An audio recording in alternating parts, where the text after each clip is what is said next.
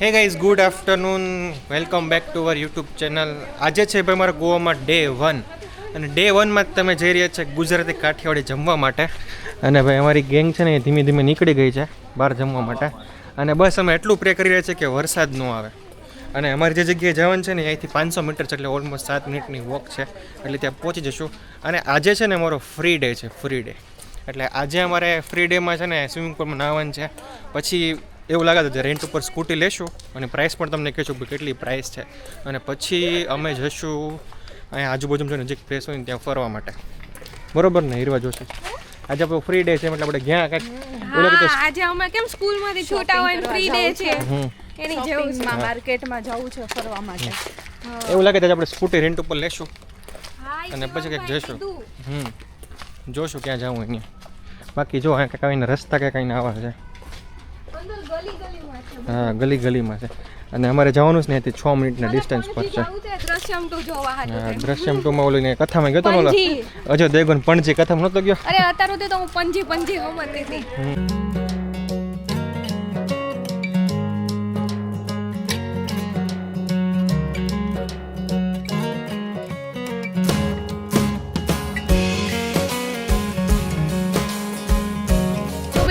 ખોડિયાર કાઠિયાવાડીમાં જમવા આવી ગયા છે, જે ખાલી 5 મિનિટનો રસ્તો હતો કે એની કરતાં ઓછો હતો કે નહીં. 5 મિનિટ ટેલતા આવ્યા ને એટલા માટે. અને ચાલતા નહીં, તમારી વચમાં શોપિંગ કરતા એ ખાલી એક જગ્યાએ ભાવ પૂછ્યો ને એક જ જગ્યાએ ભાવ પૂછ્યો તો એક જગ્યાએ તો એને પૂછ્યો ચંડા હા એમ 200 રૂપિયા. અને જો અમે જમવામાં મંગાવ્યું છે બટેટાનું શાક છે, પનીરનું શાક, રોટલી, સલાડ કોમ્પ્લિમેન્ટરી છે. અને જોઈએ દાળ ભાત મંગાવે કે નહીં. એમ છે ટેસ્ટ સારો, ડીસન્ટ ચાલે આપણે ગુજરાતી.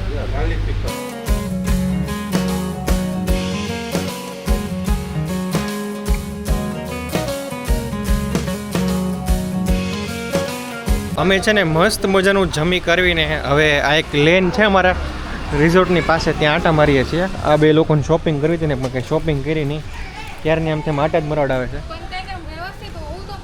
અને બીજું એ કે અમે જે 4 લોકોએ છે ને અમે ઓર્ડર કર્યું હતું ને જમવાનું, 2 સબ્જી, દાળ ભાત અને રોટલી. અમારું બિલ છે ને 1500 રૂપિયા આવ્યું ખોડિયાર કાઠિયાવાડી માટે. એટલી બધી પ્રાઇઝિંગ કંઈ હાઈ નથી, થોડીક સ્લાઇટલી હાઈ છે, પણ સારું છે ફૂડ. તમે એને પ્રિફર કરી શકો છો. વેજીટેરિયન હોય તો ત્યાં તમે જઈ શકો છો. અમારો બીજો આ દિવસનો ટાર્ગેટ એ છે કે અમારે છે ને અહીં સ્કૂટર ફાઇન્ડ કરવાનું છે. સ્કૂટર શું પ્રાઇઝમાં મળે છે રેન્ટમાં એ ફાઇન્ડ કરશું અને પછી સાંજે કંઈક બીચમાં આટા મારશું. બરોબર ને? સ્કૂટરની પ્રાઇસ કોઈક અહીંયા 500 રૂપિયા કહે છે, કોઈક 400 રૂપિયા કહે છે. એક્ઝેક્ટ પ્રાઇસ મને ખબર પડે હું તમને શેર કરું. બધાને ગુડ ઇવનિંગ. અને સમય થઈ ગયો છે 6:15 અને હવે અમે રિઝોર્ટની બહાર નીકળી રહ્યા છીએ. અને અમે લીધું છે સ્કૂટર રેન્ટ ઉપર. અને હીરવા વરસાદે બહુ હતો, વરસાદ હદ બહારનો વરસાદ હતો, એટલે પેલું કામ એ કરવાનું છે. સ્કૂટર રેન્ટ ઉપર લીધું અને પ્રાઇસિંગ અમે છે ને 400 રૂપિયા પે કરી છે ભાઈ, એ કહી દો તમે. અમે ઇમરજન્સીમાં લીધું ને એટલે બાકી તો સસ્તું કરી દે. યસ. અને હજી બહાર જઈને તમને થાય હાફૂસ કેમ કે કેમેરો ભૂલી ગયો હતો. અને બીજું બહાર જઈને છે ને હજી પોન્ચો લેવાનું છે, કેમ કે બાકી અમે વરસાદમાં પલ્લી જશું.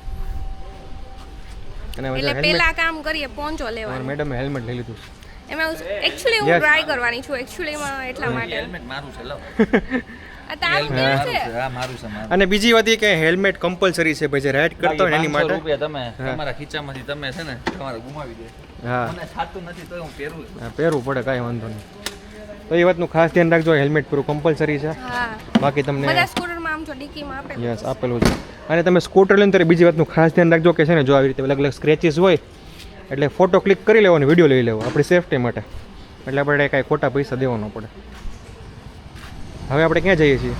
તમે તો કાંઈક નક્કી કર્યું હતું. અમે જઈએ છીએ આટાટલા મારવા. અમને કંઈ ખબર નથી અહીંયા શું છે, એટલે આટો મારશું. આમાં પહેલા પેટ્રોલ નાખવા પડશે ભાઈ. શું નાખવાનું છે? Petrol. Okay, petrol. Petrol. Okay. અત્યારે છે ને હીરવા ગાડી ડ્રાઈવ કરી રહી છે અને અમે જઈ રહ્યા છીએ પેટ્રોલ પુરાવવા માટે. અને પેટ્રોલ પંપ અમારે આ લોકેશનથી છે ને 5 કિલોમીટર આગળ હતો. અને એને જે રસ્તા અને જે છે ને આમ સિન્સિયરિટી તમે જોવો ખાલી આમ તમને આમ મજા જ આવ્યા રાખે. આમ અહીંયા બધાના ઘર આવ અલગ રીતના આમ, અને બધું કલરફુલ હોય આમ, મસ્ત મજાનું. કા બધું ડિફરન્ટ. હા, જો અમારી ગાડી કેટલી કલરફુલ છે. યસ, હા, અહીંથી લેફ્ટ. અને અહીંયા છે ને ભાઈ એક વસ્તુ ખાસ ધ્યાન રાખજો, તમે અહીંયા આવો ને તો અહીંયા જો તમારે કાજુ લેવાની ઈચ્છા હોય તો તમે કાજુ લઈ શકો છો, પણ કાજુની પ્રાઇસ સેમ ટુ સેમ જ છે, કાંઈ ડિફરન્સ નથી. ક્વોલિટી અલગ આવતી હોય અમને ખ્યાલ નથી, પણ અમે ટ્રાય કરશું તમને જો ત્યાં જશું ને તો દેખાડવાની કે ક્વોલિટીમાં કંઈ ડિફરન્સ છે જવાય. યસ અહીંથી પણજીમ જવાય ભાઈ, ઓલું દ્રશ્યમવાળું પણજીમ આપણી બાજુ જ જવું છે, લેફ્ટ રાઈટ સોરી. જો ભાઈ ડોલ્ફિન વાળું સર્કલ આવી ગયું છે ભાઈ, ડોલ્ફિન વાળું. અને જો આગળ જઈને એક ગાડી છે ને સેલ્ફ રેન્ટની છે.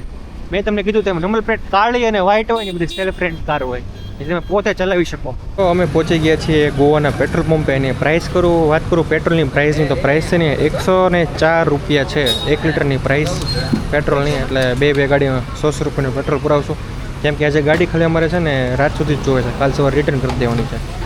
એટલે 100 રૂપિયાનું પેટ્રોલ ઇનફ છે. યસ. તો ભાઈ અમે છે ને આવી ગયા છીએ બાગા બીચ, મતલબ કે દરિયે. અને એવું ખાચા ગલીમાંથી આવવાનું છે ને તો આપણને લાગે જ નહીં કે અહીંયાથી છે ને દરિયો આવશે. આમ જો જે આમાં તો તમને આઘો દેખાશે. અને યસ, અહીંયા છે ને નો બાઇક પાર્કિંગ લખ્યું છે. જ્યાં જ્યાં એવું લખ્યું હોય ત્યાં તમારે ખાસ બાઇક પાર્ક કરવી નહીં, મતલબ કે તમારું સ્કૂટર નહીં, બાકી છે ને તરત જ ટોઈંગ થઈ જશે, તરત જ. અને અત્યારે જો આમ દરિયો છે ને થોડો ગાંડો થયેલો લાગે છે. મોજા તો જો એના ઉછળે એ બાપા. હવે એકચ્યુઅલીમાં હીરા મેડમનું પર્સ પલ્લી ગયું છે. અહીંયાથી જલ્દી મોજા આવવા માંડ્યા. પહેલાં અહીંયા નહોતા આવતા એકચ્યુઅલીમાં, પણ હવે એકચ્યુઅલીમાં છે ને દોડતા એ પલ્લી ગયા છે. આમ જો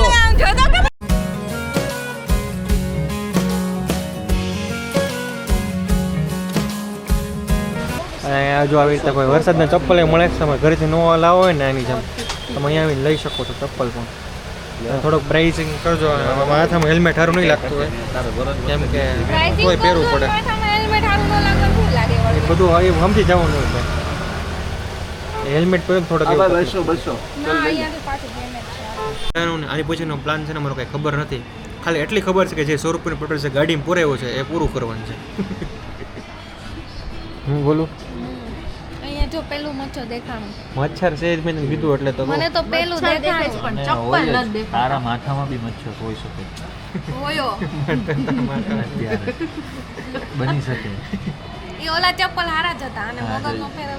જો ચપ્પલ આટું બે જણા ચપ્પલ ભાગ્યા પુરાણ શરૂ છે હજી ભાઈ, પણ અમે જો અમારા ભાવનગરમાં બહુ સારા ચપ્પલ મળવા હોવા છતાંય પણ આવા પ્લાસ્ટિક ક્યાં તો અહીંથી લેવા પડે અમને ને. ત્યાંથી એવું કહેવામાં આવ્યું હતું કે છે ને તમે ત્યાંથી શોપિંગ કરજો. પણ અહીંયા અમે ચપ્પલની નહોતી કીધી શોપિંગ. એમની અમે બધું કીધું ને આપણને, એમની ચપ્પલની નહીં, બધી જ શોપિંગ કરવાની કીધી હતી. ફોકસ કરો અહીંયા પર.